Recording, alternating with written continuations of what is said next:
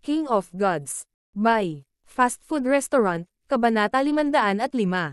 Ang tunay na kasaysayan. Masasabi ko sa iyo na ang patriarch ng Scarlet Moon Demonic Religion ay nagising na, at mas maaga kaysa sa soberanong nasa harap mo. Bahagyang naniwala si Zhao Feng sa sinabi ng Skeletal Division Leader, ngunit nanginginig pa rin ang kanyang puso. Ang Scarlet Moon Demonic Religion ba ay bumalik upang magdala ng kaguluhan sa kontinente? Matagumpay na naalis ni Patriarch ang Scarlet Moon Inheritance, at bumabawi na ang puwersa ng religion. Parami ng parami ang pag-atake sa Azure Flower Continent sa darating na hinaharap. Iyan ay hindi gaanong lihim sa mataas na antas ng Sacred Alliance. Kumpiyansa na sabi ng Skeletal Division Leader. Malamig na ngumisi si Zhao Feng at inilipat ang Dark Heart Seed sa kanyang God's Spiritual Eye. Agad na naramdaman ng Skeletal Division Leader na parang madudurog ang kaluluwa nito, at ang aura ng kamatayan ay nagpang-inag. Wala na itong lakas ng loob na magsalita pa. Ang Sacred Alliance ay haharapin ang Scarlet Moon Demonic Religion. Kailangan lang nating protektahan ang sarili nating teritoryo.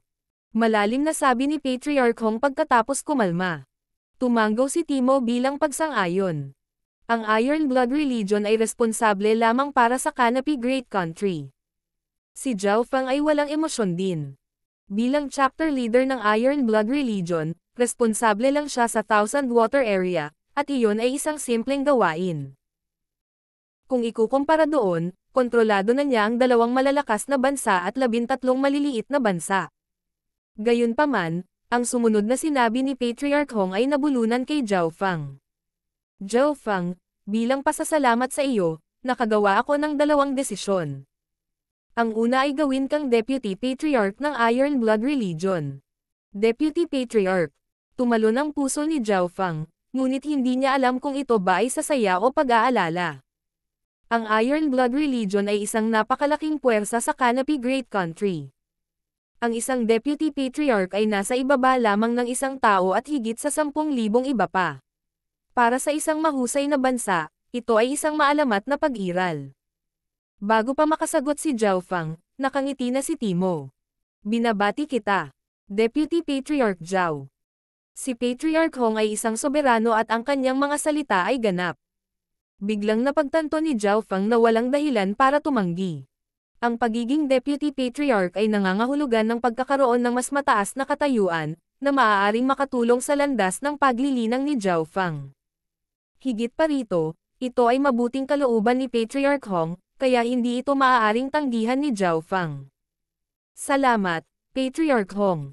Nagpasalamat si Zhao Feng sa kanya, ngunit hindi siya nalulula sa tuwa. Isang kakaibang liwanag ang sumilay sa mga mata ni Patriarch Hong. Tila hindi gaanong mahalaga kay Zhao Feng ang posisyon ng Deputy Patriarch. Ang dahilan kung bakit niya itinaguyod si Zhao Feng ay dahil sa kanyang paghanga at pasasalamat kay Zhao Feng. Siyempre, nandoon din ang ibig sabihin ng paghila sa kanya palapit. Brother Hong, ang pangalawang desisyon mo ba ay? Parang may naalala si Timo. Ang pangalawang desisyon. Agad na binigyang pansin ni Zhao Feng. Si Patriarch Hong ay isang soberano at miyembro ng Sacred Alliance. Ang kanyang kakayahan ay higit pa sa mahusay. Noon, 2 bagay lamang mula sa lalaking ito ang nagpabago sa kinabukasan ni Zhao Feng. Nagsimulang matanto ni Zhao Feng na ang pangalawang desisyong ito ay maaaring agad na magbago ng kanyang kapalaran. Pupunta ako sa Sacred Alliance at susubukan kong bigyan ka ng slot na maaaring magbigay sa iyo ng pagkakataong makapasok sa tunay na yugto ng mundo. Lalong lumawak ang ngiti sa bibig ni Patriarch Hong. Isang pagkakataon na makapasok sa tunay na yugto ng mundo. Tumalon ang puso ni Zhao Feng, ngunit naguguluhan siya. Brother Hong, papapasukin mo ba siya sa organisasyon sa likod ng Sacred Alliance? Natigilan si Timo, habang si Zhao Feng ay hindi napigil ang maging mas maguluhan. Hindi mahirap para sa kanya na makita na ang pagkakataon na ito ay hindi madaling makuha. Maari bang ipaliwanag ng Patriarch? Nagtataka si Zhao Feng. Napangiti si Patriarch Hong. Zhao Feng, napunta ka sa isang mana, kaya alam mo na ang Azure Flower Continent ay hindi isang tunay na kontinente. Ang mundong ating ginagalawan ay puno ng walang limitasyong karagatan, at ang Azure Flower Continent ay kilala bilang Azure Flower Zone, isang maliit na isla lamang sa karagatan. Alam ko. Tumanggo si Zhao Feng at hindi nagulat. Sa Purple Saint Ruins, nakipag-usap siya sa mga disipulo ng Pure Moon Spiritual Sect. Sinabi ng mga alamat na, pagkatapos na masira ang Desolate Continent, ang bawat batik nito ay naging isang isla tulad ng Azure Flower Zone. Ang Azure Flower Zone ay isang maliit na isla lamang, at mayroong 5 o 6 pang maliliit na isla na katulad nito sa malapit. Ang lahat ng mga islang ito ay pinamumunuan ng isang 2-star sect, ang Three Saints Palace. Tumigil si Patriarch Hong. Three Saints Palace, isang sekta na may 2 bituin. Nanginig ang puso ni Zhao Feng. Hindi niya akalain na magkakaroon ng anino ng isang 2-star sect sa likod ng Azure Flower Continent. Higit pa rito, nalaman ni Zhao Feng na pamilyar ang mga salitang Three Saints Palace, at isang biglaang pangungusap ang pumasok sa kanyang isipan. Ang Three Saints Palace ay naging hindi natitinag sa lugar ng alikabok. Nitong mga nakaraang araw, naakit pa nito ang ilang 1-star faction na muntik nang basagin ang Curse of 100 Graves.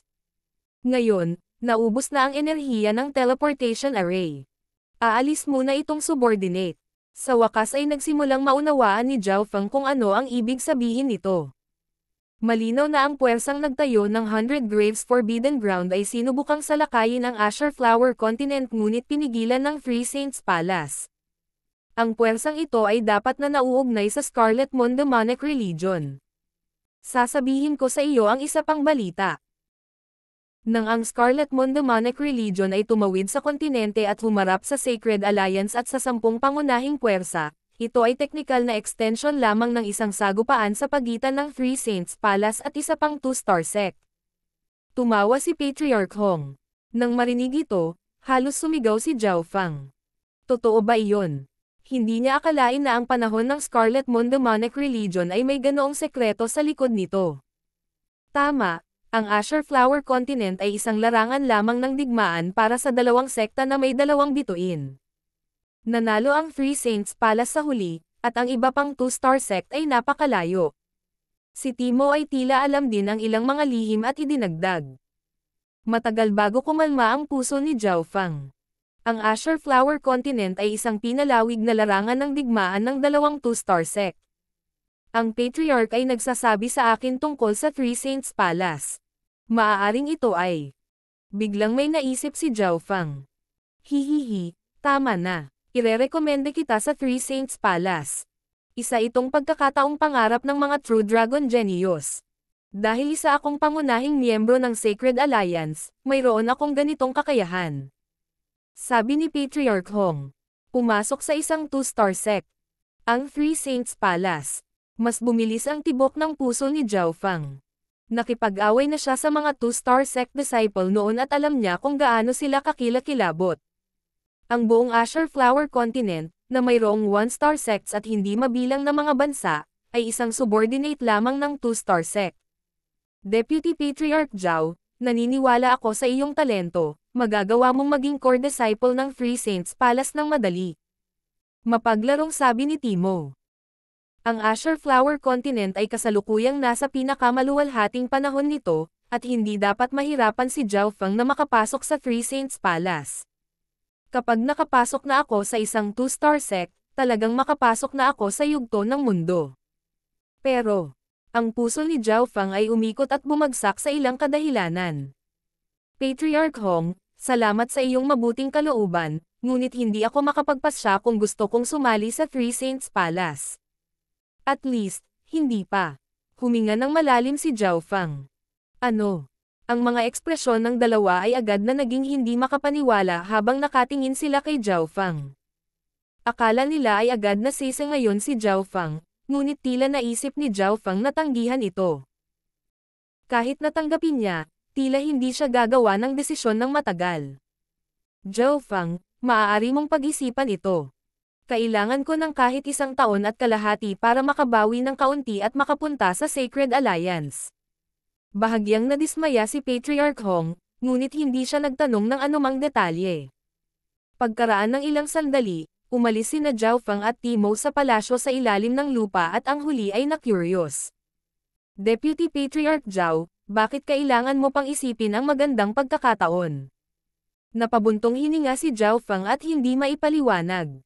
May dalawang pangunahing dahilan kung bakit hindi siya agad pumayag. Isa, ang Purple Saint Ruins. Nandoon pa rin si Zhao Yufei, at hinulaan ng sage na mas panganib ang haharapin niya kaysa sa kapalaran.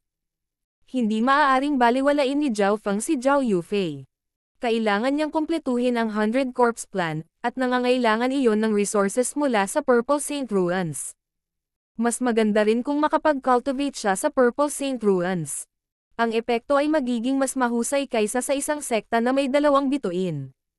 Ang pangalawang dahilan ay si Liu Qingxen.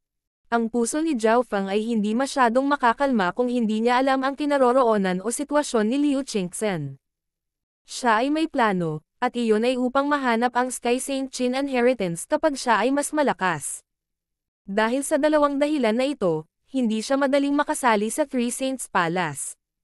Sa sandaling sumali siya sa isang sekta na may dalawang bituin, ang kanyang kalayaan ay paghihigpitan. Makalipas ang ilang araw, kumalat sa buong bansa ang balita tungkol sa isang bagong Deputy Patriarch ng Iron Blood Religion. Ang buong Iron Blood Religion ay natigilan.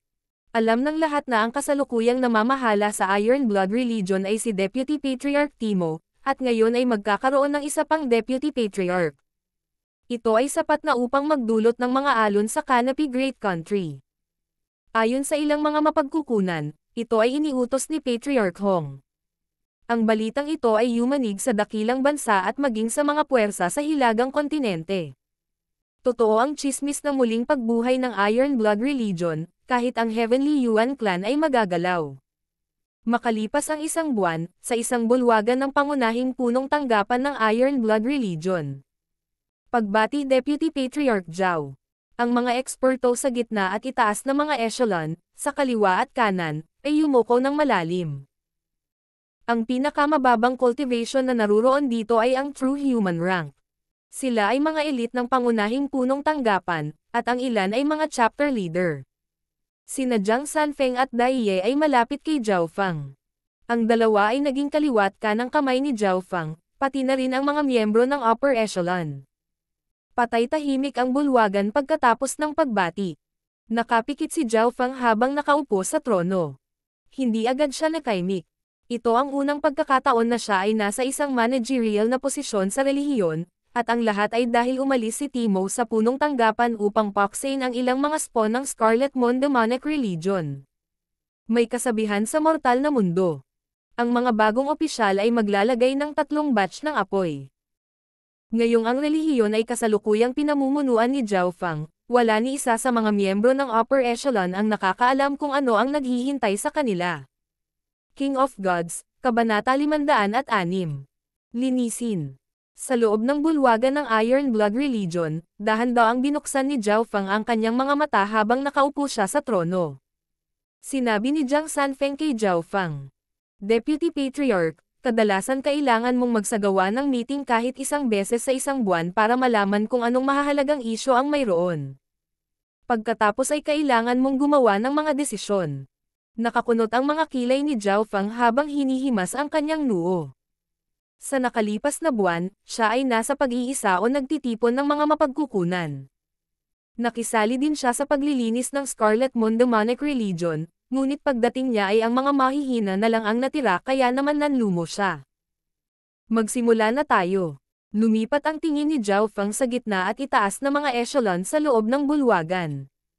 Kahit na ang aura ng kanyang mental energy ay hindi sinasadyang ilabas, sapat pa rin iyon para hindi mapalagay ang True Human Ranks at True Mystic Ranks. Ang kaluluwa ni Zhao Feng ay maihahambing sa isang sovereign, at ang kanyang mental energy level ay mas malakas pa kaysa kay Timo. Nakakatakot. Yung titig niya lang halos gumugulo na sa isip ko. Mukhang mas malakas pa ang presyon ng enerhiya ng isip ng bagong Deputy Patriarch na ito kaysa kay Deputy Patriarch Timo. Naramdaman ng middle at upper echelons na nanginginig ang kanilang mga puso habang ang mga tingin ni Zhao Feng ay tumama sa kanila. Narinig na nila ang kwento ng bagong Deputy Patriarch na ito. Pagtakas sa Flooding Lake City, pagkidnap kay Empress Qin, pagwawalis sa Thousand Water Area, pagiging isang napakahusay na kamangha-manghang henyo sa Sacred True Dragon Gathering. At pinapatay pa ang Chin Sword Palace Master at ang kumpanya. Wala ni isa mang junior ang nagkaroon ng labis na kaluwalhatian at katanyagan sa kanilang pangalan. Sa buong Great Canopy Country, si Zhao Feng ay isa ng makapangyarihang figure. Walang akong masabi. Mahusay. Malapit na akong maglakbay sa mahabang paglalakbay. Ngumiti si Zhao Feng at tumayo para umalis habang nakatingin sa natarantang grupo. Wala nang masyadong oras bago ang tea party. Gusto pa rin ni Zhao Feng na makita ang pinakamalakas na eye bloodline sa kontinente. Deputy Patriarch, mangyaring tumigil. May mga bagay akong ire-report. Agad na tumawag ang mga miyembro ng upper echelon. Nagkatinginan sina Jiang Sanfeng at Dai Ye na may kakaibang ekspresyon. Tila hindi na makapaghintay si Zhao Feng na umalis. Deputy Patriarch Zhao, ang dahilan kung bakit nabigo ang aming misyon na paksain ang Scarlet Moon Demonic Religion ay dahil may mga especially iya sa itaas na echelon ng Iron Blood Religion. Isang true mystic rank protector ang yumoko at sinabing, mga especially iya. Nang marinig ito, nagulo ang bulwagan. Noong natalo ang Scarlet Moon Demonic Religion, marami sa kanilang puwersa ang nahati at sumapi sa hindi mabilang na iba pang puwersa. Nagsalubong ang mga kilay ni Zhao Feng. Nalaman niya na mataas ang posibilidad. Nakilahok siya sa huling misyon ng pagpuksa, ngunit naroon lamang ang mga matanda at nasugatan sa kuta. Parehong nagkaroon ng problema ang Cloud Area at ang Canopy Great Country, ngunit nilinis na ni Zhao Feng ang Cloud Area. Sa kabilang banda, ang Canopy Great Country ay masyadong malaki. Ito ay 12-dosenang beses na mas malaki kaysa sa Cloud Area at ito ay napuno ng hindi mabilang na puwersa. Walang sinabi si Zhao Feng habang tinatalakay ng lahat ang mga especially iya. Ang kanyang God Spiritual Eye ay nagradiated ng isang mahiwagang kapangyarihan na nagpaparamdam sa sinumang tumingin siya na parang nakita sila. 1, 2, 3. Isang malamig na layunin ang lumitaw sa mukha ni Zhao Feng. Hindi lang siya nagkaroon ng God Spiritual Eye, mayroon din siyang malalim na mental energy techniques, pati na rin ang division leader sa kanyang 10,000 Ghost Pearl.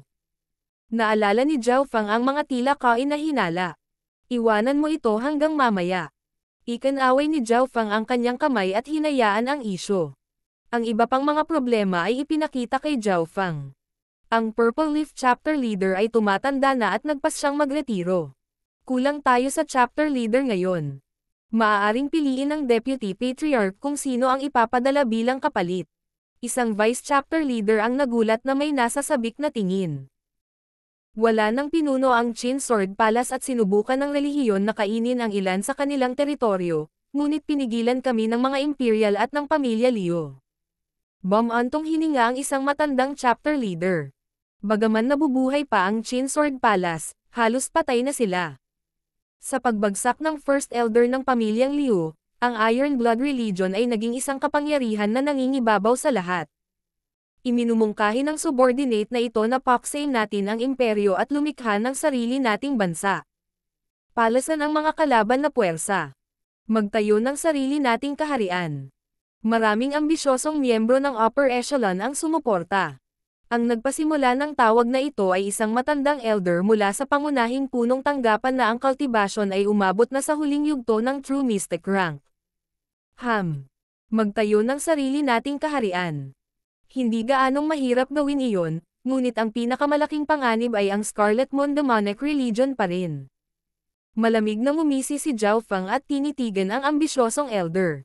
Agad na sinundan ng tingin ng mga tao. Gusto lang ng subordinate na ito na ang Iron Blood Religion ay mabilis na mamuno sa dakilang bansa at maging isang one-star force. Agad na pinawisan ng malamig ang matandang elder. Ibaba mo siya. Walang emosyong utos ni Zhao Feng.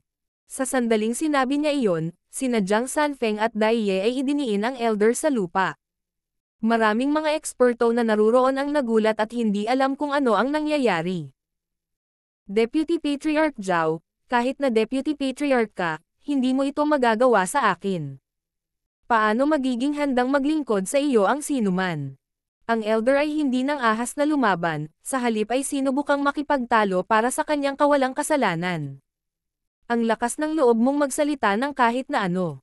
Ngayong nabuhay na muli ang demonic religion, ano ang iyong intensyon sa pagsisikap na pukawin ang isang digmaan sa loob ng dakilang bansa?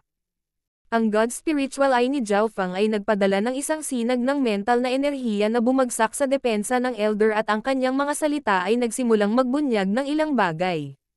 Naunawaan naman ng upper echelon. Sino ang higit na makikinabang kung magkakaroon ng panloob na digmaan sa Canopy Great Country? Ito ay malinaw na ang Scarlet Moon demonic religion. Hindi man lang kinailangan ni Zhao Feng na gamitin ang kanyang Eye of the Heart para ipakita sa elder ang kanyang pagkakakilanlan. Sa isang iglap lang, may natuklasan si Zhao Feng na isang especially iya. Nadama ng kasalukuyang nasa itaas na antas na nanlamig ang kanilang mga puso. Malinaw, sigurado si Zhao Feng, dahil ang lalaking ito ay isa sa mga sospek na nakilala niya kanina. Makalipas ang isang oras, nabahala ang mga tao sa loob ng bulwagan. Sunod-sunod na especially iya ang hinayla ni Zhao Feng. Siyempre, hindi lahat sila ay mula sa Scarlet Moon demonic religion. Mahigit kalahati sa kanila ay mula sa mga imperial. Pagkalipas ng ilang araw, ang pangunahing punong tanggapan ng Iron Blood Religion ay napuno ng takot habang ang mga especially iya ay natanggal sa kaliwat kanan. Ang lahat ng ito ay dahil sa bagong Deputy Patriarch. Sakop ng kanyang katanyagan ang buong punong tanggapan. Sa loob lamang ng ilang araw, mahigit 100 miyembro ng Middle at Upper Echelon ang pinugutan ng ulo. Ito ay ikinagulat ng lahat, ngunit kasabay nito, ginawa nitong igalang at takot ang lahat sa kanya. Sa isang kisap mata, mahigit kalahating buwan ng kontrolado ni Zhao Feng ang relihiyon at nalinis na ang buong punong tanggapan. Bumalik si Timo isang araw at nalaman niyang mas matalas ang aura ng pagpatay kaysa dati. Matapos malaman ang nangyari, napuno ng paghanga ang mukha niya.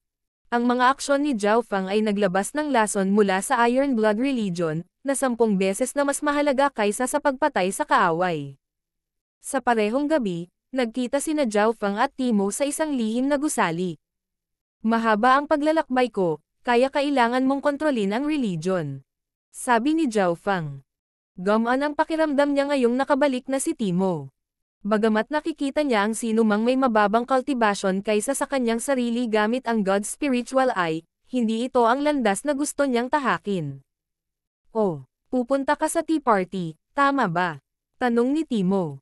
Kung tutuusin, matagal na siyang lumahok sa Sacred True Dragon Gathering, ngunit ang kanyang ranking ay hindi kasing taas ng kay Zhao Feng. Tumango si Zhao Feng. Gusto niyang makita ang mga improvement ng ibang mga henyo, at medyo interesado siya sa Three-Eyed Saint. Sa mga juniors, malamang si Yo Tianhao lang ang makakapagbanta sa iyo. Gayunpaman, kailangan mong mag-ingat para sa Three-Eyed Saint. Nagbabala si Timo. Oh, Three-Eyed Saint. Nagpakita si Zhao Feng ng isang interesadong hitsura. Ang Three-Eyed Saint ay nauna ng 2 beses bago si Yo Tianhao at nasa mahigit 50 taong gulang na siya, kaya hindi na siya junior. Higit pa rito, sumali siya sa Three Saints Palace sa pamamagitan ng rekomendasyon ng Sacred Alliance ilang taon na ang nakararaan at na-promote na siya bilang isang enforcer. Sabi ni Timo. Three Saints Palace. Isang liwanag ang kumislap sa mga mata ni Zhao Feng. Hindi niya akalain na ang Three-Eyed Saint ay miyembro ng Three Saints Palace, isang 2-star sect, at naging enforcer na rin. Ang kanyang Three-Eye Divine Light daw ay hindi nababasag at ito ang pinakamalakas na eye bloodline sa kontinente. Malamang hahamunin kanya kahit na may agwat sa edad. Iyon ay dahil, parang kasal na sila ni Goddess Bingwei. Lumitaw ang pag-aalala sa mga mata ni Timo. Ang posibilidad na manalo si Zhao Feng laban kay Yo Tianhao ay 50-50. Gayunpaman, ang Three-Eyed Saint ay mula sa nakaraang henerasyon at siya ay mula sa isang 2-star sect. Kaya ganyan yan. Ang Three-Eyed Saint at Goddess Bingwei ay kasal na. Natigilan si Zhao Feng. Pagkatapos ay sinabi ni Timo kay Zhao Feng ang kakayahan ng linya ng dugo ng Three-Eyed Saint. Binigyang pansin ni Zhao Feng.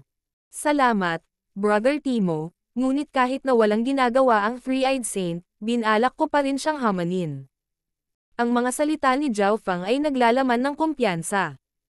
Sa isang malayong lugar ng yelo, isang lalaki at babae ang magkatabing naglakad patungo sa isang napakagandang gusali. Ang eye bloodline ni Zhao Feng ay dalubhasa sa mental energy, eye flash, at coldness. Buod ni Goddess Bingwei. Sa tabi niya ay isang batang gininto ang buhok na may malamig na ekspresyon. May nakasarang third eye sa kanyang noo. Sister Bing, huwag kang mag-alala. Ang aking eye bloodline ay nagising na sa ikatlong yugto at kayang talunin ang halos lahat ng eye bloodline sa ilalim ng Origin Core Realm. King of Gods, Kabanata 507. Scarlet Moon Division Leader Token. Makalipas ang ilang araw, ilang mga batang figure ang nakatayo sa isang bakanteng field sa loob ng pangunahing punong tanggapan ng Iron Blood Religion. Wala pa rin si Zhao Feng. Hanggang kailan tayo maghihintay? Naka-cross-arm ang isang binata na maraming kulay ang damit, na parang gangster. Wang Xiaoguai. Mayroon kang lakas ng loob na kumilos ng walang pakundangan sa teritoryo ng Iron Blood Religion. Malamig na sabi ni Jiang Sanfeng. Umirap si Wang Xiaoguai, ngunit nawala ang kanyang naiinip na ekspresyon. Sa tabi ni Wang Xiaoguai, mayroong dalawang kabataan. Ang isa ay nakasuot ng gintong damit habang ang isa ay nakasuot ng panlaban.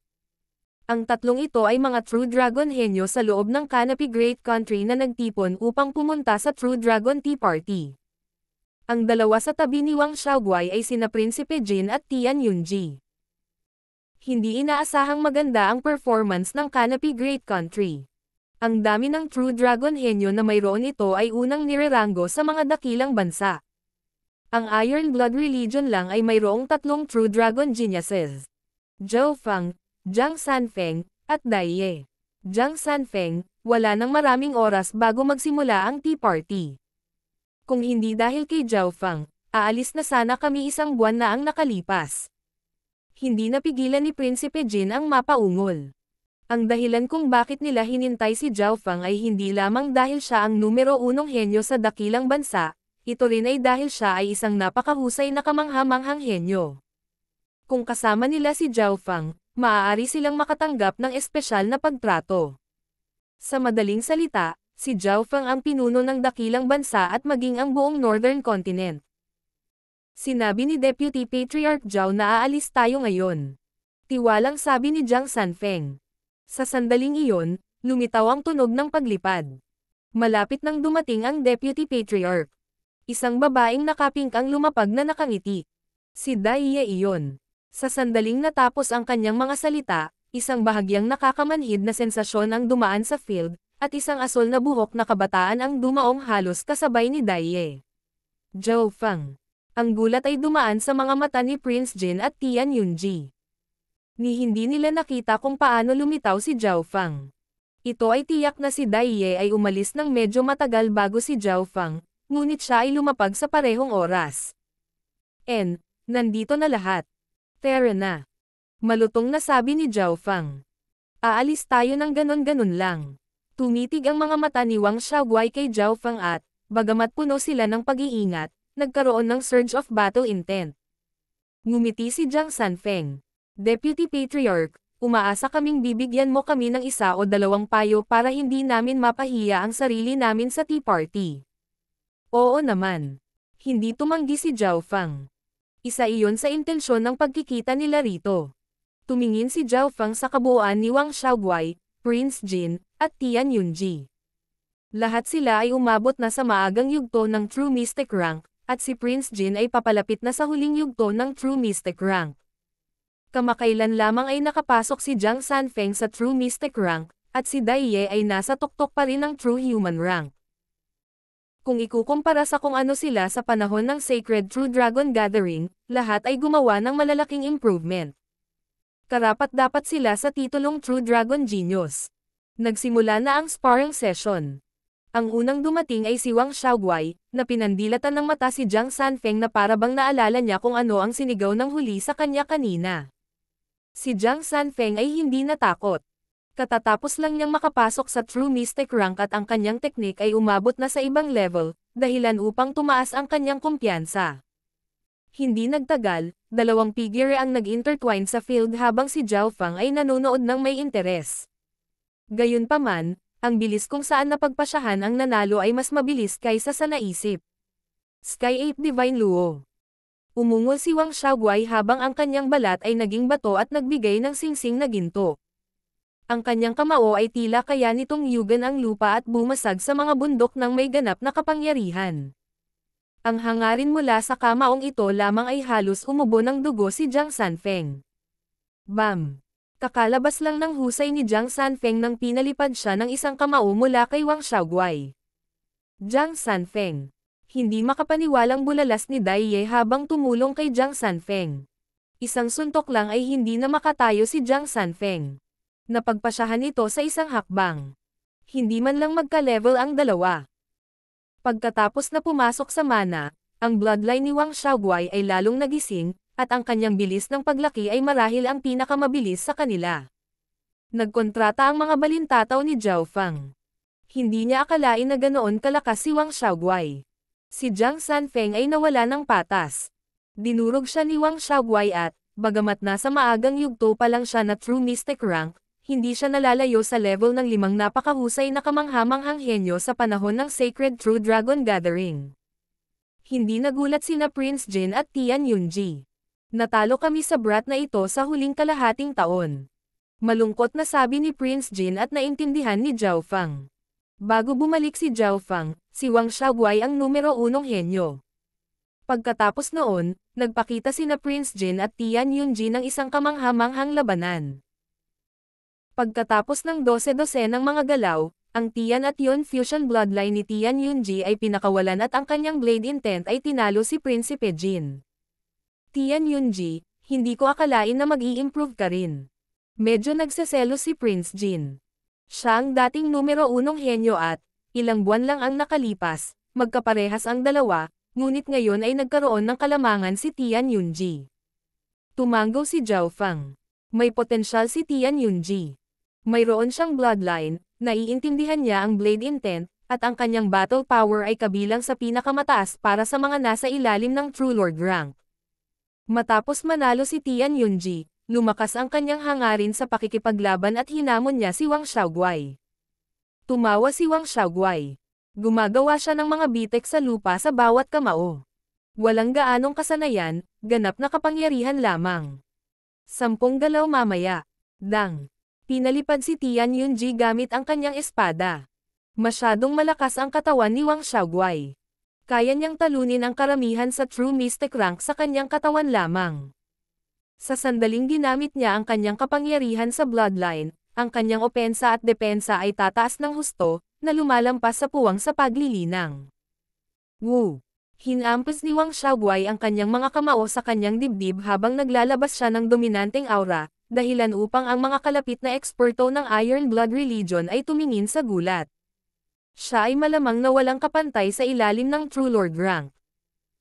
Sa mga tuntunin ng depensa, hindi siya mas mahina kaysa kay Shi Chengtian mula noon, ngunit mas maganda ang kanyang opensa.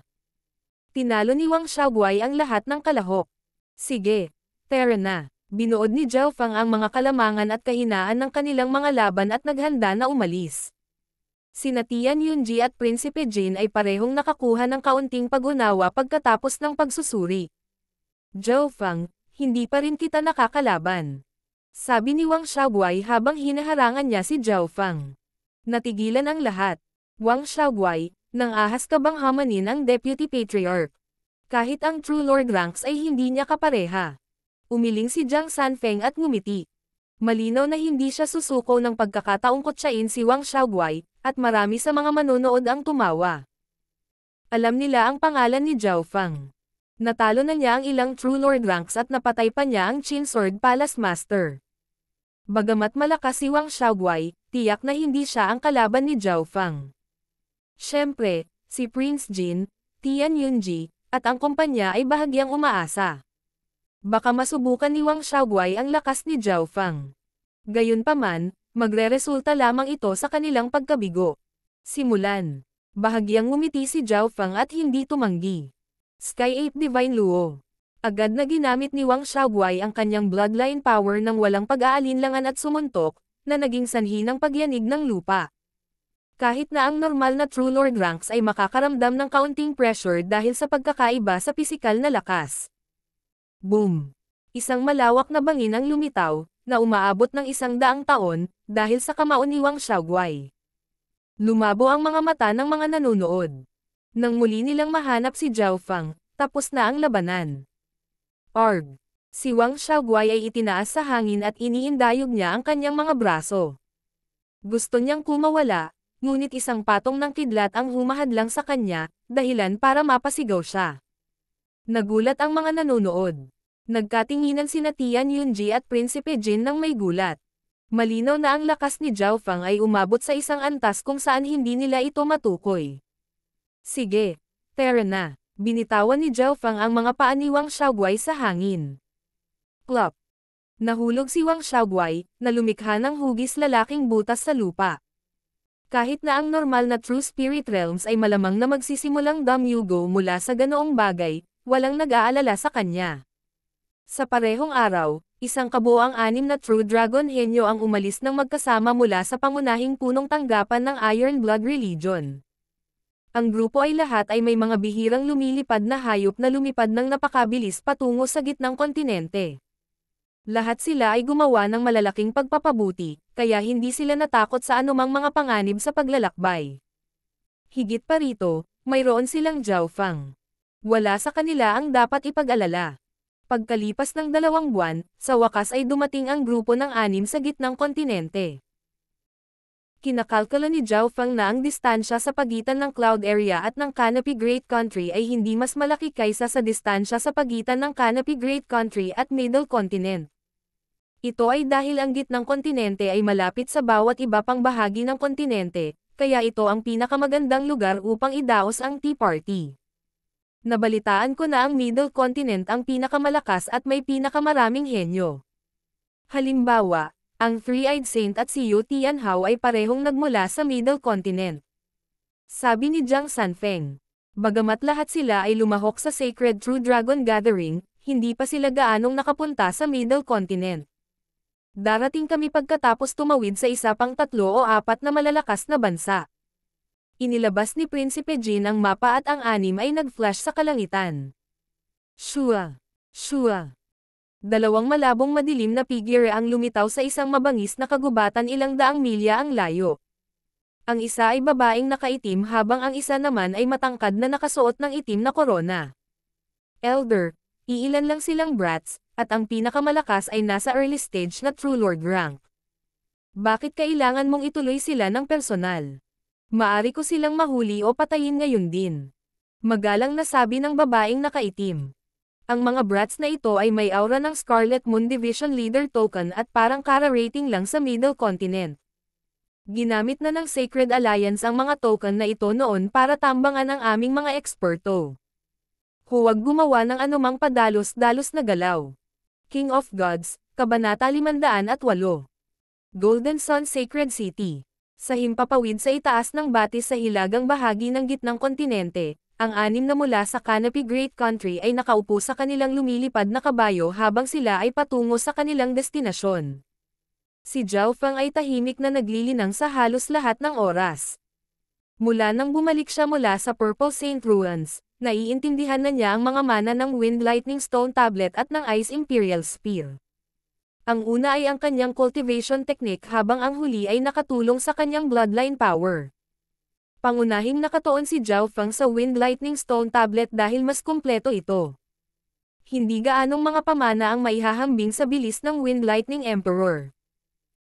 Malabo at hindi kumpleto ang impormasyon ng Ice Imperial Spear, kaya pangunahing nakatuon siya sa kung paano gamitin ang Earth Grade na sandata na ito. Ang lakas ng hangin at kidlat ni Zhao Fang ay may malabong purple na aura na pumalit sa halos 120 ng kulay asher. Kahit na may maliit na halaga, si Zhao Fang ay tuwang-tuwa, dahil ang ibig sabihin nito ay patungo na siya sa susunod na antas, ang kulay lila na hangin at kidlat. Ayon sa impormasyon sa loob ng mana, ang kulay ube ay naglalaman ng isang layunin ng pagkasira, na nagiging sanhi ng pinsala na resulta upang tumaas sa isang ganap na bagong antas. Ang sinumang nasugatan nito ay mahihirapang makabangon. Alam ni Zhao Fang na ang lakas sa bawat antas ay maaaring mag-iba ng ilang dosenang beses. Sa sandaling ito, isang boses ang tumunog sa kanyang isipan sa pamamagitan ng Dark Heart Seed.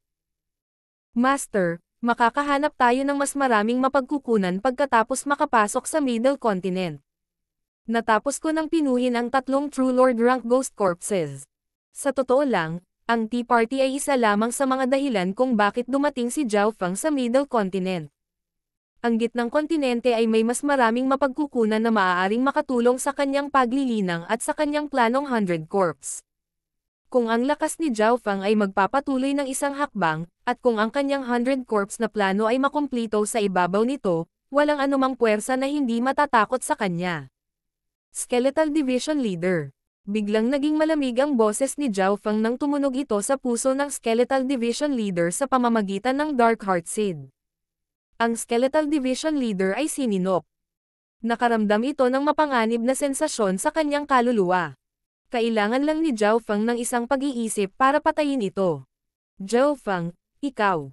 Nanlamig ang katawan ng Skeletal Division Leader sa takot. Ang Skeletal Division Leader at ang Soul Power ni Zhao Feng at ang pangunawa sa Tao of the Soul ay hindi gaanong naiiba, ngunit si Zhao Feng ay nagtanim ng Dark Heart Seed sa kaibuturan ng kaluluwa ng Skeletal Division Leader, na ginawa ito upang ang huli ay lumaban. Mukhang may nasubaybayan kami, at maaaring nauugnay ito sa isang partikular na aura na nagmumula sa iyo. Walang emosyong sabi ni Zhao Feng. Sinimulan ng kanyang God Spiritual Eye na siyasatin ang Skeletal Division Leader sa loob ng 10,000 Ghost Pearl. Masyadong komplikado ang mga aura sa Skeletal Division Leader kaya hindi na sila pinansin ni Zhao Feng noon, ngunit pagkatapos na makapasok sa Middle Continent, ang kanyang God Spiritual Eye ay nakakaramdam ng isang bagay na mapanganib. Nang marinig ito, natahimik ang Skeletal Division Leader habang ang apoy sa mga mata nito ay tumalon. Maaari mong piliin na huwag sumagot. Wala akong pakialam na isuko ang isang hindi tapat na alipin. Casual na sabi ni Zhao Feng.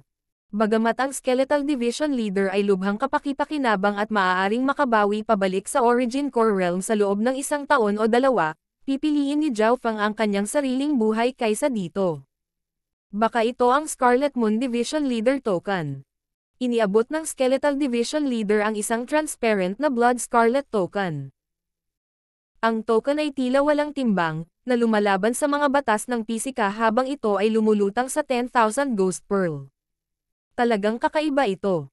Naramdaman ni Zhao Feng ang isang nakatagong aura mula sa token na konektado sa aura ng Skeletal Division Leader. Kung hindi niya ito pinansin, hindi niya ito mararamdaman.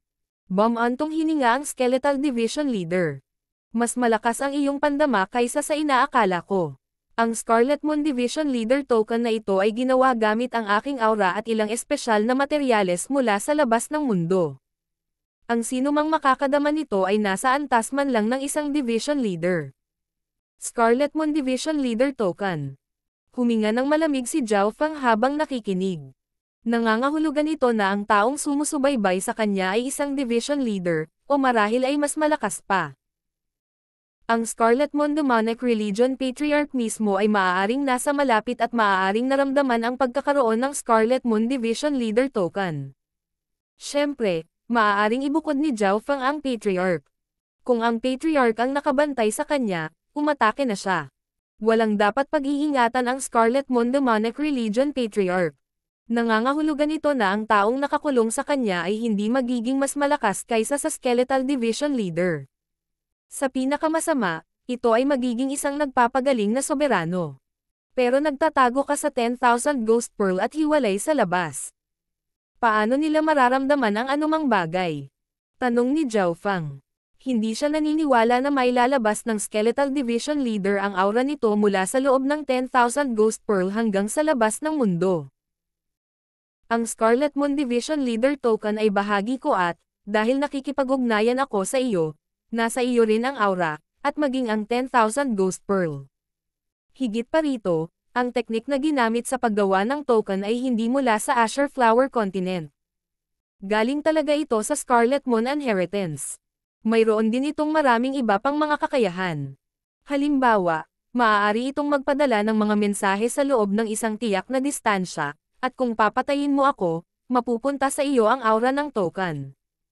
Darating ang mga eksperto ng Scarlet Moon Demonic Religion para patayin ka. Paliwanag ng Skeletal Division Leader. Matapos marinig ito, mas nagulat si Zhao Feng kung gaano kalaki ang mundo. Siyempre, kung hindi ka naniniwala sa akin, maaari mong sirain ang token o itapon ito. Sabi ng Skeletal Division Leader. Walang ekspresyon si Zhao Feng habang nagsimula siyang mag-isip. Hindi niya lubos na maunawaan ang Scarlet Moon Division Leader token sa ngayon. Kung sisirain ko ang token, maghay-hinala lang sila at baka umatake pa sila kaagad. Kung itatapon ko ito, sino ang nakakaalam kung anong uri ng mga palatandaan ang maaaring iwan dito ng Skeletal Division Leader? Nagulo ang pag-iisip ni Zhao Feng, at hindi nagtagal ay nagkaroon siya ng matapang na plano. Ilagay ang token sa ngayon. Utos ni Zhao Feng. Hindi maiwasan ng Skeletal Division Leader na magulat. Alam ni Zhao Feng na ang token ay maaaring lubhang mapanganib, ngunit hindi siya nagpanik at sinira ito. Hindi nito alam kung ano ang pinaplano ni Zhao Feng, ngunit ginawa nito ang sinabi. Pagkatapos ng lahat, ang buhay nito ay nasa mga kamay ni Zhao Feng. At least meron akong killing move sa aking manggas. Makipaglaro tayo sa kanila pansamantala. Dahan-daang ipinikit ni Zhao Feng ang kanyang mga mata at hindi pinansin ang mapanganib na aura na nagmumula sa likuran. Ang iba pang 5 True Dragon henyo ay tumawa at nagbiro habang naglalakbay, hindi alam ang panganib na kanilang kinaroroonan. Sa isang kisap mata, kalahating buwan na ang lumipas. Sa panahong ito, talagang nadama ng grupo na ang gitnang kontinente ay mas maunlad kaysa sa hilagang kontinente. Sa araw na ito, ang lumilipad na kabayong kanilang kinauupuan ay dumaan sa isang batis, at isang nagniningning na gintong kastilyo ang lumitaw sa kanilang paningin. Ang metalikong gininto ang kastilyo ay kuminang ng mahina at makikita mula sa ilang libong milya ang layo. Golden Sun Sacred City. Dito ginaganap ang Tea Party. Ang Golden Sun Sacred City ay tila nilikha mula sa mga natatanging materyales ng labas ng mundo at ginawa ng maalamat na Three-Eyed Sky Emperor. Mayroon itong hindi bababa sa ilang libong taon ng kasaysayan. Sinimulan ng lahat na suriing mabuti ang lungsod. Narinig noon ni Zhao Feng si Timo tungkol sa Golden Sun Sacred City. Ang may-ari ng lungsod na ito ay may pinakamalakas na bloodline sa kontinente, ang Golden Sun Family. Nangangahulugan ito na ang Three-Eyed Saint ay nag-host ng tea party sa home ground. Nanalo siya sa huling 2 Sacred True Dragon Gatherings, at ang Golden Sun Family ay isang pamilya sa ibaba lamang ng 10 major forces ng kontinente. Walang nag-alinlangan kung may karapatan ba silang magdaos ng tea party. Natagpuan ni Zhao Feng na nagsimulang maglaho ang mapanganib na aura pagkatapos na makalapit sa Golden Sun Sacred City. Tila ang eksperto sa Scarlet Moon Demonic Religion ay nag-iingat sa Golden Sun Sacred City. Ang pamilyang Golden Sun. Ang Skeletal Division Leader sa loob ng 10,000 Ghost Pearl ay puno ng puot, ngunit puno rin ito ng pag-iingat at paggalang. Nagulat si Zhao Feng. Kahit na ang isang taong kasing lakas ng Skeletal Division Leader ay tila natatakot sa Golden Sun Family. Natalo ba ang Skeletal Division Leader sa Golden Sun Family sa isang punto? Habang papalapit ang lumilipad na hayop sa Golden Sun Sacred City. Shua. So. Si Zhao Feng at ang mga kasamahan ay lumipad sa himpapawid at bumaba sa Golden Sun Sacred City.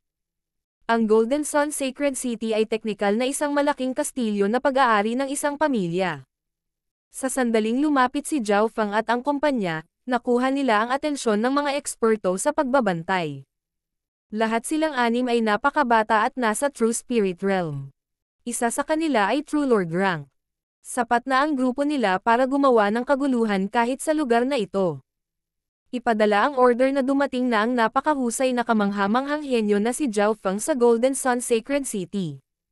Dumating na ang napakahusay na kamanghamanghang henyo na si Zhao Feng. Sunod-sunod na boses ang umalangaw-ngaw sa buong kastilyo. Malinaw na madaling nakilala si Zhao Feng.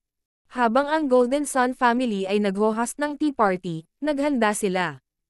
Sa ilang paghinga lang, nagkagulo ang Golden Sun Family. Ito ay lalo na para sa mga nakababatang henerasyon. Sa sandaling dumating si Zhao Feng at ang mga kasama, sila ay siniyasat ng hindi mabilang na mga tingin. Bagamat bahagyang natakot si Prince Jin, Wang Xiaoguai, at ang kumpanya, naroon din ang pananabik at pagmamalaki. Ang pakiramdam na hinahangaan at iginagalang ng isang top-tier na pamilya ay hindi maipaliwanag. Siya si Zhao Feng. Isang Panginoon ng napakahusay na kamangha-manghang henyo. Kahit ang ating santo ay hindi nakuha ang titulong iyon noon. Karamihan sa mga tingin sa loob ng kastilyo ay paghanga at paggalang. Pagkatapos ng lahat, hindi madaling makahanap ng isang batang True Lord rank sa loob ng kontinente. Itong Zhao Feng ay mayabang na. Ang kanyang eye bloodline ay tumawid sa Sacred True Dragon Gathering, ngunit ngayon ay nakapasok na siya sa teritoryo ng pinakamalakas na eye bloodline. Siyempre, mayroong isang maliit na bilang ng mga mapang asar na tingin. Casual na lumutang si Zhao Feng sa kastilyo, hindi nag-abala sa inspeksyon ng Golden Sun family. Zhao Feng. Ang mga hiyawan ay nagmula sa nakababatang henerasyon ng pamilyang Golden Sun.